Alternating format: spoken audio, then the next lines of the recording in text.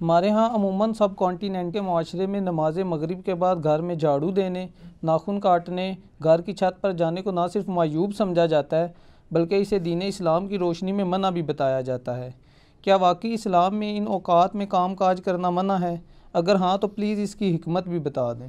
پہلے تو کیٹاگوریکلی سن لیں کہ یہ ساری کی ساری ہندوانہ توہمات ہیں جو ہمارے معاشرے میں آ گئی ہیں۔ ایک چیز ضرور ہے، صحیح بخاری اور مسلم کی متفق علیہ حدیث ہے، نبی صلی اللہ علیہ وآلہ وسلم نے فرمایا کہ جب مغرب کا وقت ہو جائے تو اپنے بچوں کو باہر نہ نکالو۔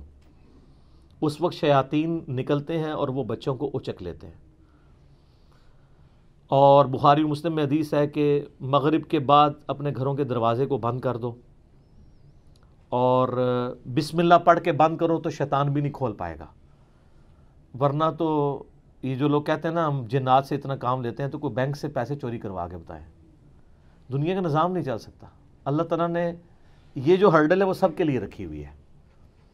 بخاری مسلم میں الفاظ ہیں، اپنے برتنوں کو ڈھانپ دو، خالی برتنوں کو الٹا کر دو اگر ڈھانپ نہیں سکتے، اور اگر بھرے ہوئے برتن ہیں اس کو ڈھانپنے کے لیے کوئی چیز نہ ملے تو بخاری مسلم کے الفاظ ہیں کوئی ایک تنکا ہی اس کے اوپر رکھ دو۔ اور مسلم شریف میں حدیث ہے کہ ایک رات سال میں ایسی آتی ہے جس میں اللہ تعالیٰ کی طرف سے کئی ایک مرض آتے ہیں اور وہ ایسے برتن میں داخل ہو جاتے ہیں جن برتنوں کو کھلا رکھا ہوا ہوتا ہے۔ تو نبی صلی اللہ علیہ وآلہ وسلم نے یہ ساری انسٹرکشنز فرمائی۔ پھر بخاری مسلم میں یہ بھی حدیث ہے کہ نبی علیہ السلام فرمایا رات کو چراغ بجھا کے سو۔ بعض اوقات آپ علیہ السلام نے فرمایا کہ جو وہ چوہا ہے وہ دیے کی بتی کو لے جاتا ہے اور گھر میں آگ لگ جاتی ہے۔ بلکہ بخاری مسلم میں یہ بھی موجود ہے کہ نبی علیہ السلام کے مبارک زمانے میں ایک گھر کو آگ لگی اور سارے گھر والے جل گئے اور وہ اسی طرح لگی، تو آپ علیہ السلام نے منع فرمایا۔ اور اس کو آپ آج کل کے اعتبار سے دیکھ لیں، یہ سوئی گیس کے ہیٹر یا اور بھی آگ والی کوئی بھی چیزیں رات کو بند کر کے سونا چاہیے۔ آئے دن ابھی تک واقعات ہو رہے ہیں کہ لوگ مرتے ہیں۔ لوڈ شیڈنگ ہوتی ہے، جب گیس آتی ہے تو آٹومیٹک ہیٹر تو آپ کو پتہ ہے 15-20 ہزار روپے کا ملتا ہے۔ ہمارے جو عام 2,5-3 ہزار والے ہیں ہیٹر، یہ تو جب گیس آئے گی تو دوبارہ چلنا شروع ہو جائیں گے، اور ظاہر ہے وہ پائلٹ بھی بجھ گیا ہوتا ہے۔ ایک ظلم تو یہ کر رہے ہیں نا، اتنی گیس لے جاتے ہیں کہ پائلٹ بھی نہیں جلتا۔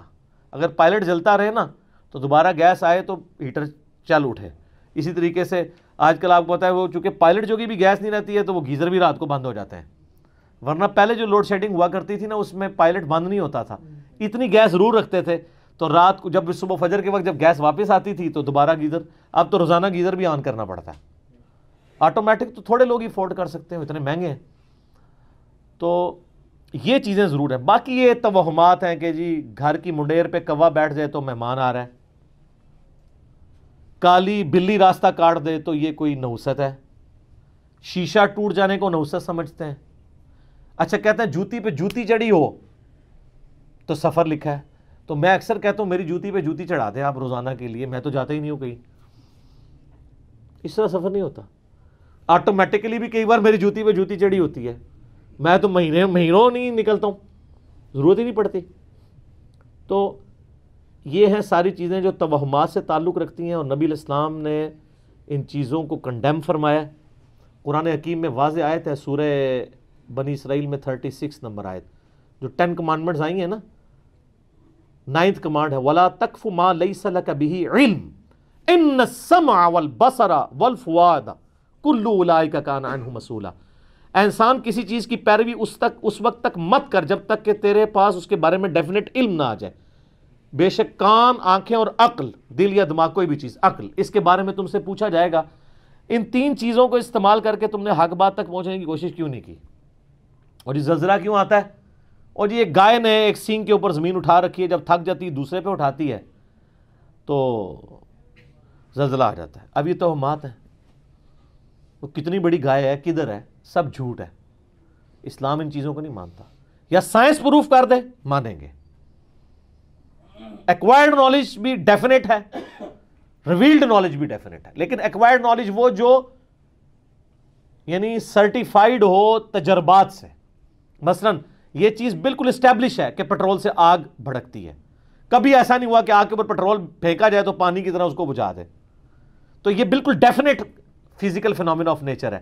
یہ قرآن و سنت کی طرح حجت ہے، اتنا حجت ہے کہ آپ دیکھیں حضرت ابراہیم علیہ السلام نے نمرود کو جس دلیل پہ خاموش کروایا تھا وہ ہے ہی یہی تھی کہ میرا رب وہ ہے جو مشرق سے سورج نکالتا ہے، اگر تو رب ہے تو مغرب سے نکال کے بتا، تو ہکا بکا رہ گیا تھا کافر. اب یہ سائنٹیفک ایک فینومینا تھا جو حضرت ابراہیم علیہ السلام نے سامنے پیش کیا. اللہ تعالیٰ کے جو یہ فزیکل فینومینا ہیں اتنے محکم ہیں کہ کبھی کبھار ہی ٹوٹتے ہیں. آگ ایک ہی دفعہ ٹھنڈی ہوئی ہے ابراہیم علیہ السلام کے لیے، روز روز تو نہیں ہوتی. کعبے کو بھی اللہ تعالیٰ نے ابرا کے لشکر سے ایک ہی دفعہ بچایا ہے. اس کے بعد تو یزید کے دور میں خانہ کعبہ کے اوپر چڑھائی ہوئی ہے اور غلاف کعبہ کا کچھ حصہ جل گیا. اس کے بعد پھر حجاج ابن یوسف کی چڑھائی کے دوران خانہ کعبہ کی دیواریں منہدم ہو گئیں، کچھ نہیں ہوا. واقعہ حرہ میں مدینہ شریف کی حرمت پر مال ہوئی. دنیا بقدر ایفرٹ ہے.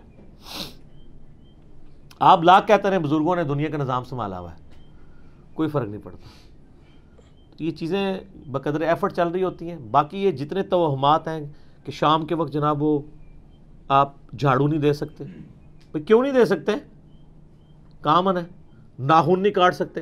اور میں نے تو گھروں میں لڑائیاں ہوتی دیکھی ہیں اس بات کے اوپر. خاوند بیویوں کو ڈانٹ رہے ہیں، مائیں بچوں کو ڈانٹ رہی ہیں، رات کے وقت کو ناخن کاٹ لے اور ان سے یہ پوچھیں کہاں لکھا ہوا ہے، تو نہ ان کو پتا نہ ان کو بتانے والوں کو پتا. سارے سنا کے سنی ٹنی پڑھ پڑھا کے سنی بنو.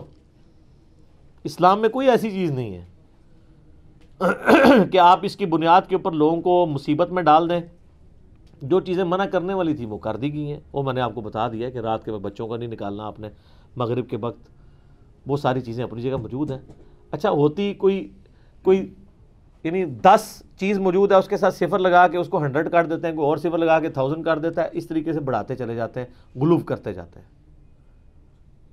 حقیقت میں وہ چیز بڑی تھوڑی ہوتی ہے. اس طریقے سے دین میں خود ایگزیجریشن کرنا، لڑائی جھگڑے کرنا. بھائی صفائی تو نصف ایمان ہے. صحیح مسلم میں 534 نمبر حدیث ہے، صفائی نصف ایمان ہے. وہ صفائی کے لیے کوئی ٹائمنگ نہیں بتائے گی، جس وقت مرضی آپ کریں صفائی. اچھا جن چیزوں میں ٹائمنگ بتائی تھی اس میں کوئی فالو نہیں کرتا. سورہ نور اٹھا کے دیکھیں، اللہ تعالیٰ نے 3 اوقات میں کسی کے گھر جانے سے منع فرمایا: ارلی ان دا مارننگ، دوپہر کے وقت اور رات کے وقت. تو مجھے تو بڑا غصہ آتا ہے ایسے لوگوں پہ جو عشاء کے بعد جو ہے وہ مہمان بن کے تو منہ اٹھا کے آ جاتے ہیں. تو میں تو بالکل اسٹریٹ فارورڈ ہوں. میں دروازے پہ آ کہتا ہوں نہیں میرا ٹائم نہیں جی، انشاءاللہ پھر ملیں گے. اس کو لوگ بد اخلاقی سمجھتے ہیں، حالانکہ یہ اخلاق ہے، میرا حق ہے.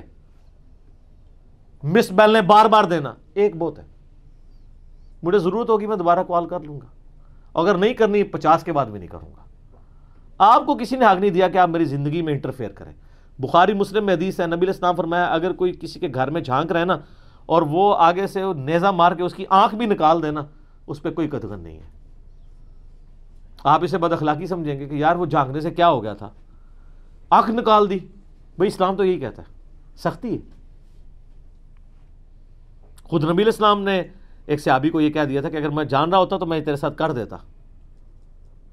حتیٰ کہ بخاری مسلم یہ بھی حدیث ہے کہ دروازہ کھٹکھٹاؤ، دستک دو، جواب آ جائے تو ٹھیک 3 دفعہ، ورنہ واپس چلے جاؤ. اس بات کا برا بھی نہ مانو. یہ کیوں ہے؟ کوئی اگلے کی مرضی نہیں ہے، نہیں ملنا چاہتا آپ سے، کیوں آپ اس کو مجبور کر رہے ہیں؟